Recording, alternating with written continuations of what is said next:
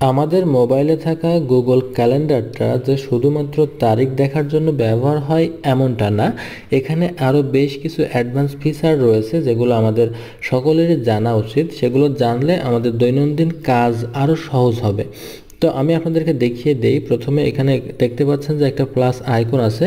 ইতিপূর্বে আপনারা এটা খেয়াল করছেন কিনা আমি জানি না। তো এখান থেকে এই প্লাস আইকনের উপরে একটা টাচ করবেন। টাচ করার পরে এখানে দেখতে পাচ্ছেন যে টাস্ক এবং ইভেন্ট দুইটা অপশন আছে।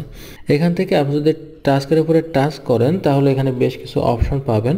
এখন বলি এই টাস্ক আসলে জিনিসটা কি, যে যেমন ধরুন যে আপনি আজ কোনো কাজ করতে চান এখান থেকে 2 ঘন্টা পরে, তো সেটা আপনি কোনো কাগজেও নোট করতে পারেন, আবার এই টাস্কের মাধ্যমে নোট করে রাখতে পারেন। এখন একটা কাগজে যদি আপনি নোট করে রাখেন তাহলে সেটা কিন্তু 1 ঘন্টা পরে বা 2 ঘন্টা পরে আপনি নাও দেখতে পারেন, ভুল হতে পারে। আর আপনি যদি গুগল ক্যালেন্ডারের মাধ্যমে এখানে টাস্কটা অ্যাড করে রাখেন তাহলে কিন্তু আপনার এটা 1 ঘন্টা পরে মনে করিয়ে দিবে যে আপনি এই কাজটা করতে চেয়েছিলেন। এরপরে আরও একটা বিষয় হচ্ছে যে আপনি এখান থেকে 5 দিন পরে বা 10 দিন পরে একটা নির্দিষ্ট কাজ করতে চান একটা নির্দিষ্ট সময়ে, তো সেটা যদি আপনি কোনো কাগজে নোট করে রাখেন তাহলে কিন্তু সেটা আপনি নোটটা না দেখলে মিস হওয়ার সম্ভাবনা থাকবে। কিন্তু আপনি যদি এই গুগল ক্যালেন্ডারে সেটা নোট করে রাখেন তাহলে গুগল ক্যালেন্ডার আপনাকে 5 দিন পরে সেই নির্দিষ্ট সময়ে মনে করিয়ে দিবে যে আপনি এই কাজটা করতে চেয়েছিলেন। তো আমি এখানে একটা টাইটেল দিয়ে দেই, যেমন রাইট, জাস্ট একটা টাইটেল আমি দিয়ে দিলাম যে আমি একটা লেটার লিখতে চাই। তো যেহেতু আজকে 4 তারিখ, আমি আজকে 4 তারিখ দিয়ে দেখিয়ে দিব।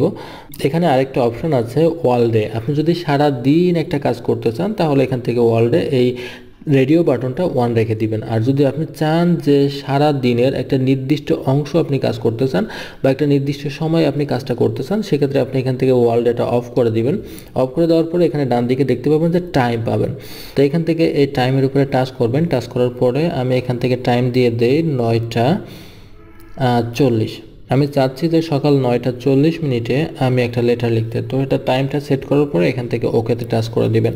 টাচ করার পরে নিচে এখানে দেখতে পাবেন যে ডাজ নট রিপিট একটা অপশান আছে। এটার উপরে টাচ করলে আপনারা এখানে বেশ কয়েকটা অপশন পাবেন। এটা হচ্ছে যে যদি ডাজ নট রিপিট এই অপশানটা সেট করা থাকে তাহলে আপনার এই লেটার লেখার মেসেজটা আপনাকে জাস্ট একবারই দিবে, দেওয়ার পরে এটা অটোমেটিক ডিসমিস হয়ে যাবে।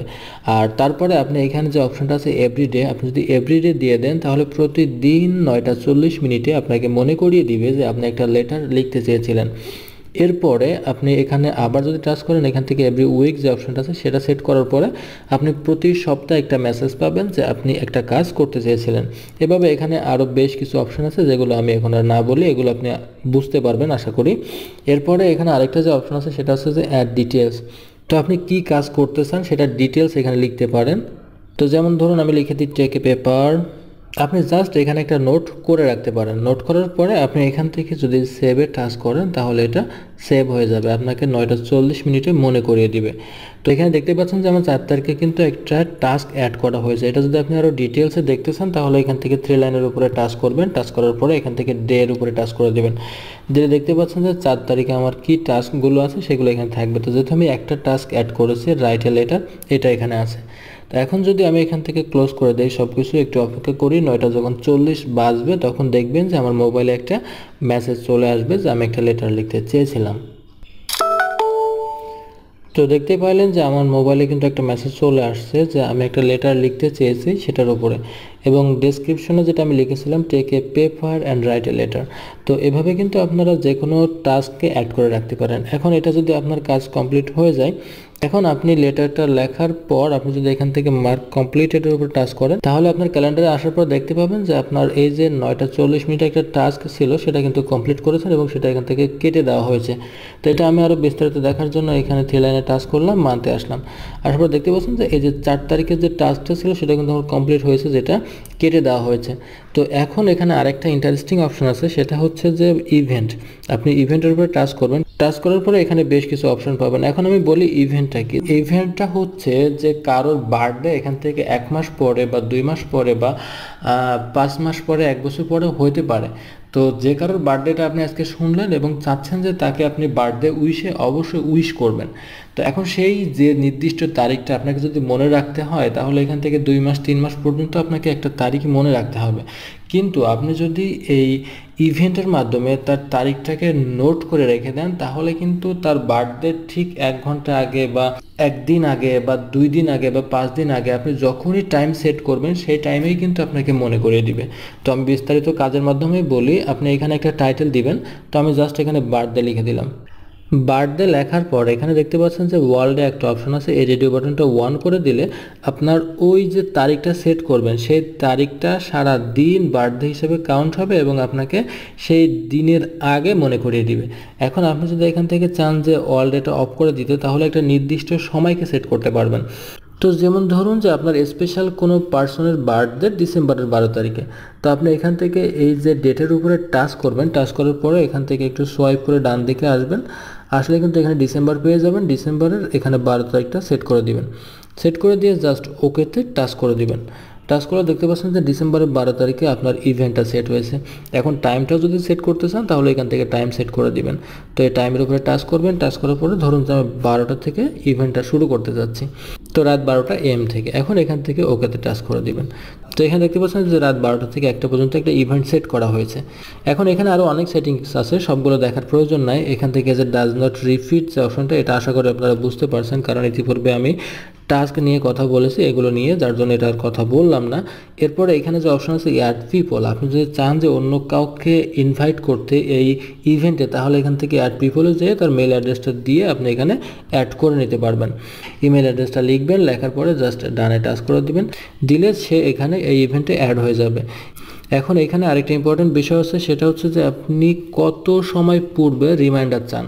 তো এখানে দেখেন যে 30 মিনিটস বিফোর দেওয়া আছে, যে আমি রাত 12টার 30 মিনিট পূর্বে আমি একটা নোটিফিকেশন চাই যে আমি 30 মিনিট প্রিপারেশন নিব যে ইভেন্টে যাওয়ার জন্য। তো এখান থেকে 30 মিনিটের জায়গায় আপনি যদি চেঞ্জ করতে চান, তাহলে এখান থেকে এই যে ক্রসে টাচ করবেন, ক্রসে টাচ করার পরে এখান থেকে যে অ্যাড নোটিফিকেশনের উপরে টাচ করে দিবেন। টাচ করার পরে এখানে দেখতে পাচ্ছেন যে 5 মিনিট পূর্বে, 10 মিনিট পূর্বে, 15 মিনিট পূর্বে, 30 মিনিট পূর্বে এবং 1 ঘন্টা 2 ঘন্টা। এছাড়াও যদি আপনি 1 দিন 2 দিন চান, সেক্ষেত্রে এখান থেকে কাস্টমস যে টাইমটা আছে এটার উপরে টাচ করবেন।